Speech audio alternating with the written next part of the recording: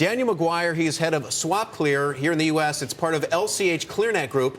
They clear, get this, over $500 billion a day in swaps. That is a massive number. Dan, welcome to Street Smart. Great to be here. Very glad you're. I said $500 billion. It's actually over $1 trillion. It's $1 trillion. It is a massive. How important are swaps to the functioning of European markets?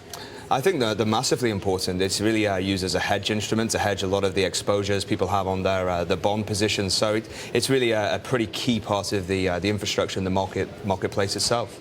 And if, in fact, S&P were to lower one or several of these European nations, how would that impact the swaps market? Well, maybe give you some perspective on it.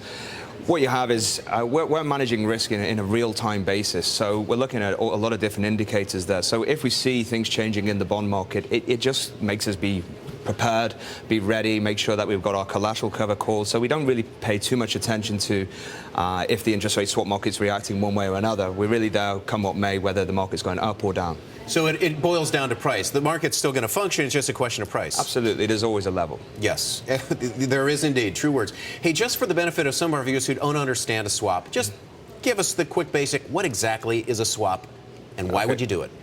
Well, I guess very simply put, you've got an exchange of cash flows. There's a fixed cash flow and there's a float cash flow. So the simplest way of looking at it is like a mortgage where you can either choose a floating rate or a fixed rate. And it's really used as a hedge instrument against exposures on bonds or other assets or other exposures you may have as an organization. And one entity is receiving a fixed rate or paying a floating rate and wants to switch it vice versa. A swap just allows for that to happen. And that's the very name. It's a swap. You're swapping one for the other.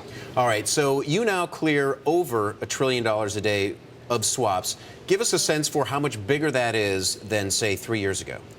Well, to give you some sort of overall perspective on the market in general is around $600 trillion. We're talking pure interest rate swaps here. And we clear over $300 trillion of that market, so that's over 50%.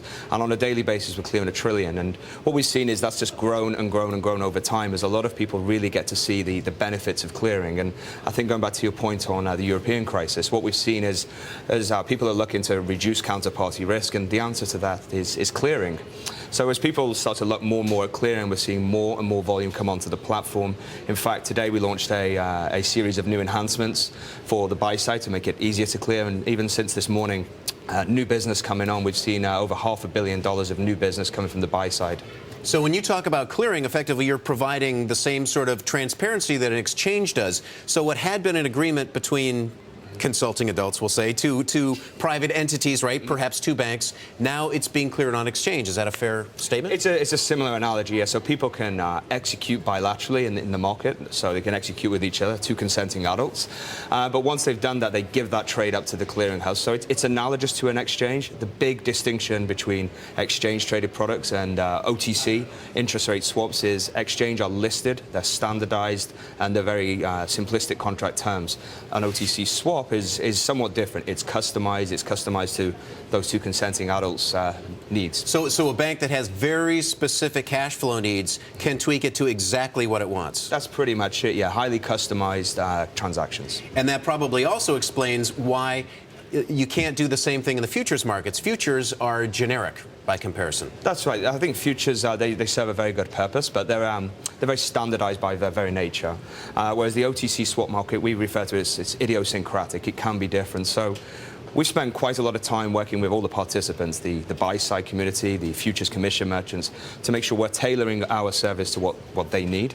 And really, we're coming up with a sequence of enhancements to enable them to bring all of their highly customized transactions into a safe clearinghouse. And it's really a safe haven that people are seeking right now. A safe clearinghouse. That's something that everybody's looking for. And, of course, where there is safety in theory, there are some answers. All right, Dan Maguire, we appreciate your joining us. Head of SwapClear, the U.S. business, right here. It's part of LC.Clearnet Group.